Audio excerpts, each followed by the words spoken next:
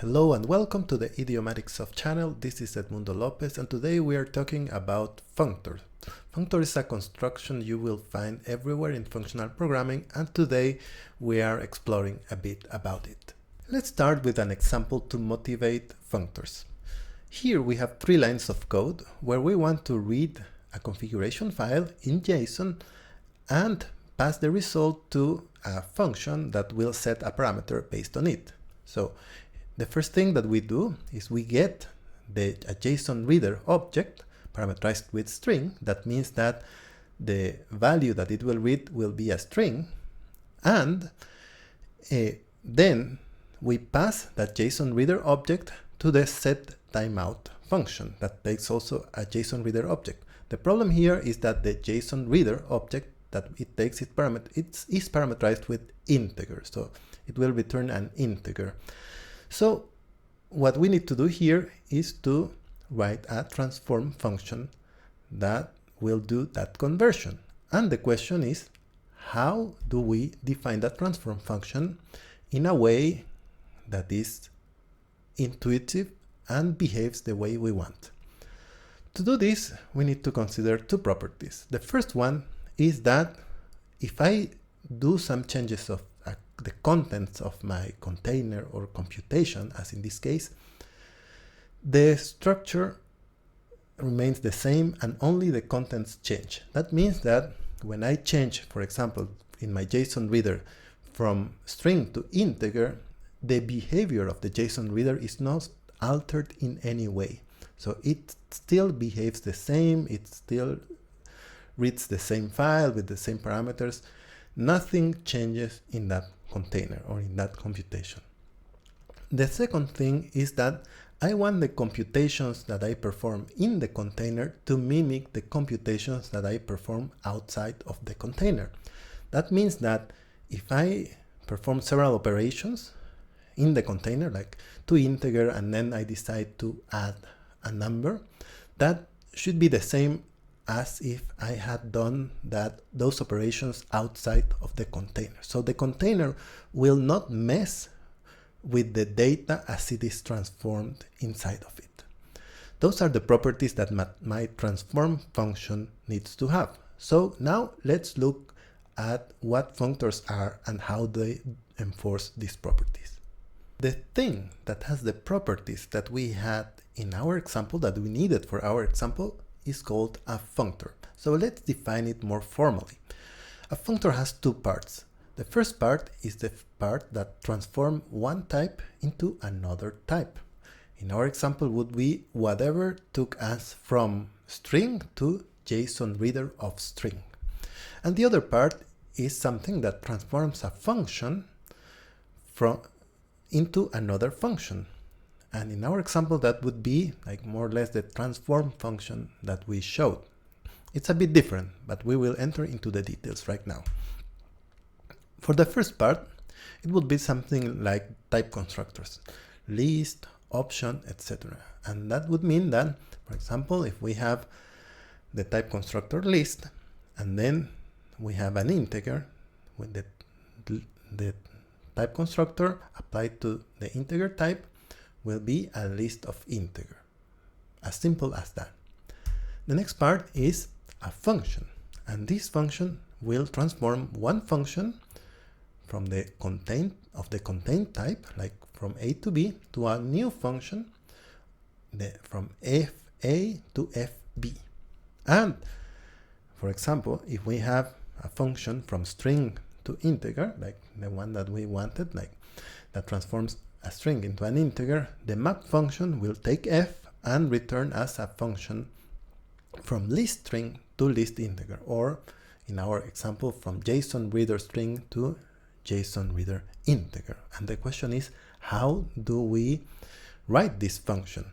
We cannot just put whatever we want here, because we want to respect the properties that we mentioned before, that only the contents is changed and that the operations outside of the container mimic the operations inside of the container. And for that, the functors have laws that it have to respect. The first is that for all values FA of type FA, we want that if we map the identity in the contain type and apply it to a value FA in the container type, we get the identity in the container type. So identity is mapped to the identity function on the other side. And the second property says that if we have a value FA and a function from A to B and another function from B to C, if we compose the two functions and apply the map function, would be the same as applying first the map, then composing to the other map. That means that the operations outside of the container are the same as the operations inside of the container. So the properties that we wanted our containers to have.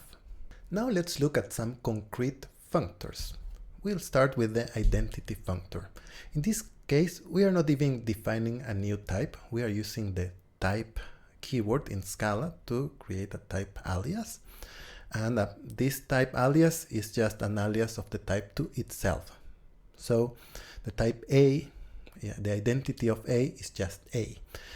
And the map function respects once again the signature that we provided. So it transforms A to B, and it will transform identity A to identity B, which is exactly the function f that we passed initially. If you check the loss, this functor will pass the loss, and this almost feels like cheating. But the goal of this is to show you that anything that passes the loss is a functor, even if it is as trivial as this one. Now another functor, this is the constant functor. This is almost like cheating again. This one just has one method, like get constant. There is a constant of type C always there. And if we look at the map function, the constant stays the same and just the type parameters change. But there is no application of the function themselves. But this is still a functor because it respects the loss. And the last thing that I want you to see is the standard presentation that you will see of functors. Normally, they are presented as methods. Here we are defining a case class and showing a method, and this method just uses the function that we defined below and applies it to the target object there, to this. This is the standard way that you will see functors usually. Finally, let's look at an actually useful functor, the option type. So here we have two options, like either the container is empty, the none option, or it has an element like my sum, in this case of type A, and it works more or less as the identity and the constant functor combined. So for example, if there is nothing inside, it will be transformed to nothing. So just at the type parameter changes, but the function is not applied. The function is not applied.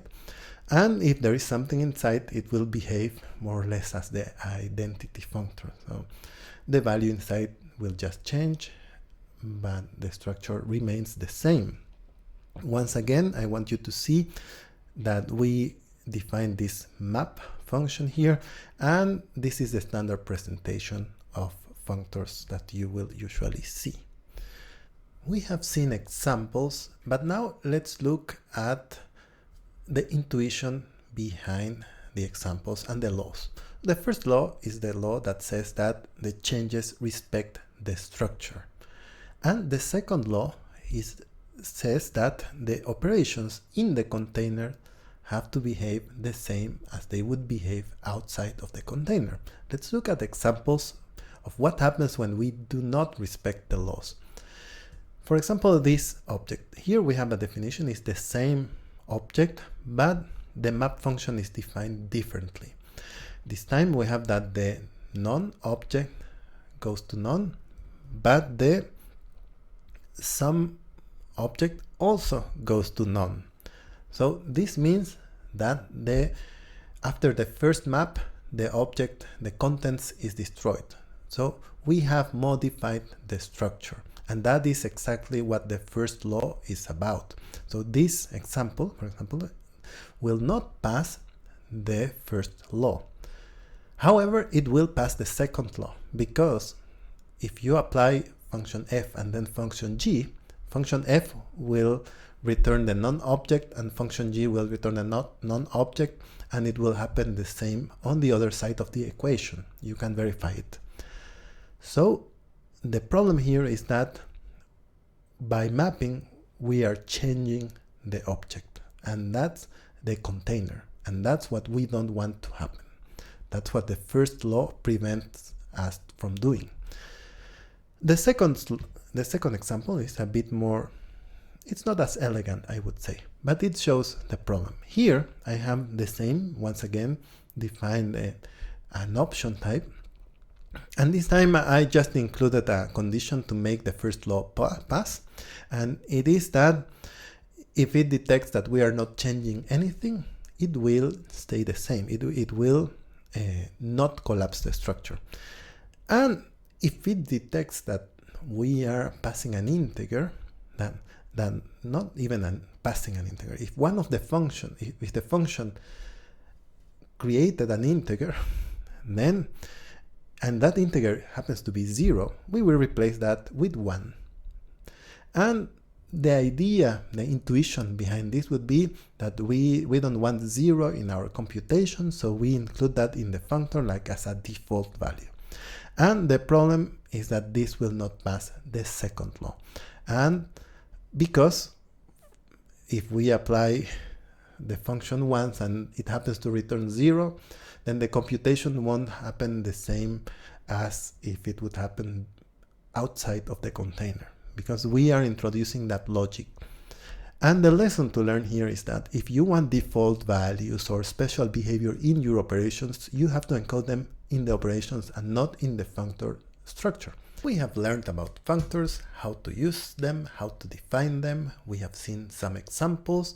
You know now how to even break the rules of the functors. So now you are ready to use them in your code. If you enjoyed this content, please subscribe to this YouTube channel, like the video, and you can also subscribe to the mailing list using the link in the description. Thanks a lot for watching.